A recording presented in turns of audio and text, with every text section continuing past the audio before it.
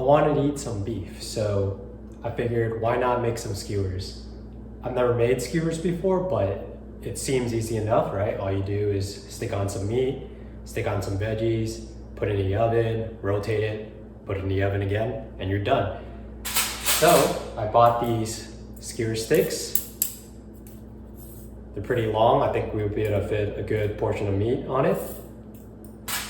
And for the beef, I have two selections. One is a New York strip steak, and the other one is tenderloin. So I don't know which one is gonna be better, but we are going to find out.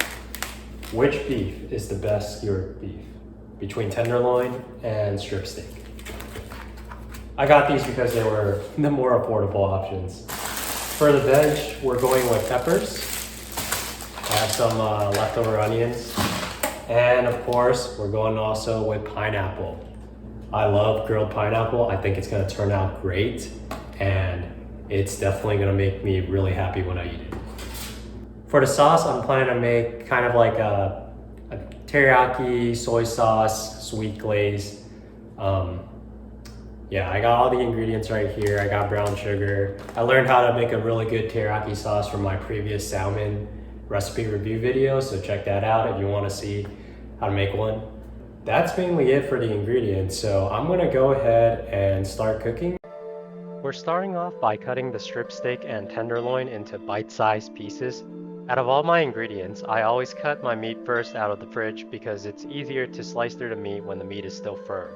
The strip steak had a strip of fat on the top, which I kept on, as I figured it would taste pretty good out of the oven.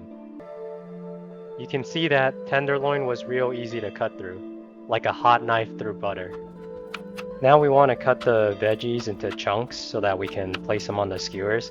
I kept having to remind myself to make sure that I don't cut them into strips because I usually stir fry my veggies, and strips is the way to go if you want to stir fry. Also, when I cut the onions into chunks like this, the onion juice sprayed into the air and it got into my eye, so I was crying like a bitch. Alright, so after cutting up all the veggies, I'm going to spice it up.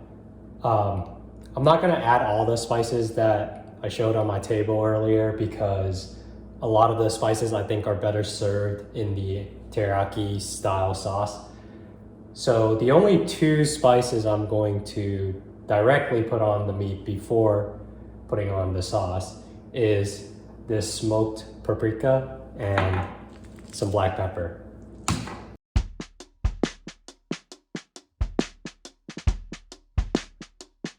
Spicing it up, spice it up, all in it up, all in it up, mixing it up, mix it up.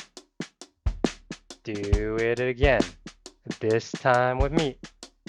I like my meat fat and chunky. And I poked myself. Who could have seen it coming? I kept telling myself I got to insert the skewer away from my finger, but nah. Luckily, I have thick skin, so I didn't bleed or anything. But yeah, getting food perfectly onto a skewer was very, very tricky. You can kind of see why those Japanese skewer masters on YouTube say it takes 5 years just to master it, and then you have to spend another 5 years grilling.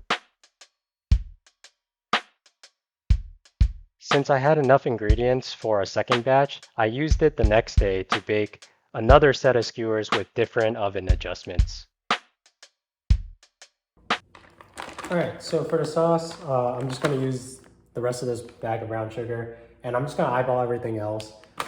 Hopefully the proportions come out right, but it may seem like a lot, but keep in mind I gotta make enough sauce for tomorrow's batch too. And if I have any leftover sauce, I can just, use it for some other thing. The rest of the ingredients are as follows. About a teaspoon of onion powder, about a teaspoon of ginger. I skipped the minced garlic. And I also added about a third cup of soy sauce, and finally, to top it off, a cup of water. Now we want to bring the sauce to a boil. I also added a tablespoon of honey for texture. So once the sauce reaches a boiling point, you want to lower the temperature and then add in starch water.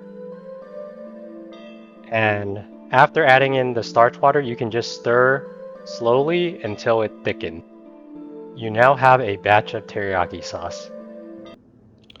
Now that we have our sauce ready, we can apply it on the skewers and get a really nice glaze going on. So my strategy to cook the skewers in the oven was to apply the sauce, get a nice even coating, and then put the skewers in the oven at 400 degrees Fahrenheit for 5 minutes at the middle rack. After 5 minutes, I would take it out and rotate those skewers and then reapply the coating of sauce. Then another 5 minutes in the middle rack, take it out, reapply another coating, rotate the skewers again so I can get more even cooking. And this time it's going to go in the upper rack. Then I'll take it out one last time, rotate the skewers, reapply the coating a fourth time, and finally a last 5 minutes on the upper rack to see if I can get a good char.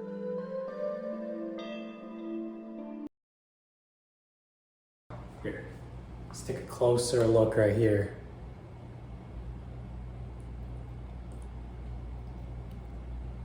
Here, like the beef chunks. All right, time to give it a taste test.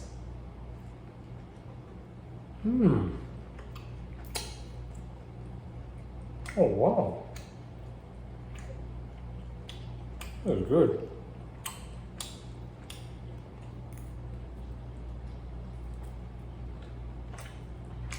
I think that was the strip steak. Well, it's cooked perfectly, man. I thought I like cooked the perfect medium rare. It's really good.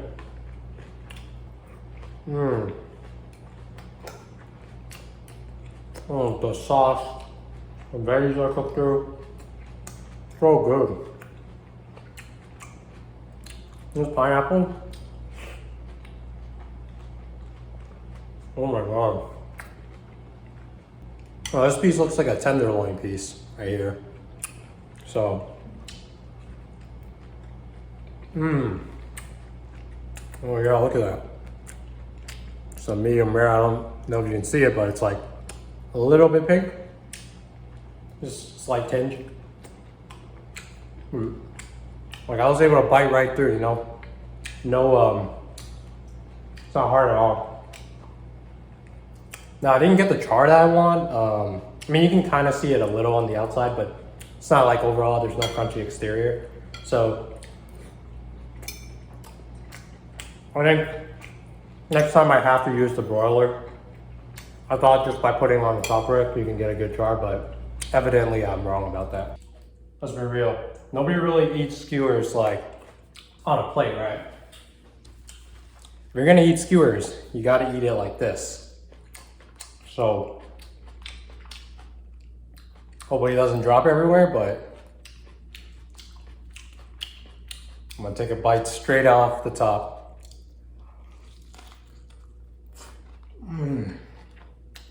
Oh my god. Oh, it's about to fall. No. The sauce makes it so much better.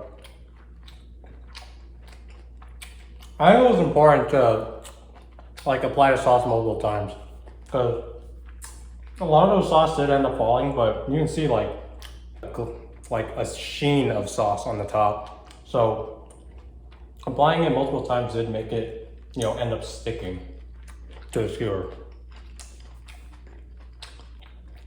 I think the verdict's out. The tenderloin is way better.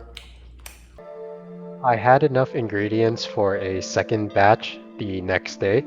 I tried roasting the skewers on the top rack for 10 minutes straight.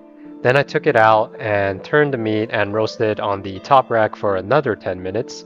This time the meat was cooked to a medium instead of medium rare, and there was a slightly crunchy crust that formed on the exterior.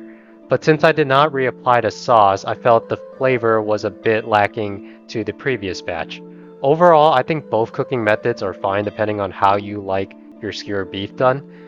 So, and once again, thank you for watching, and I hope you have a great rest of your day.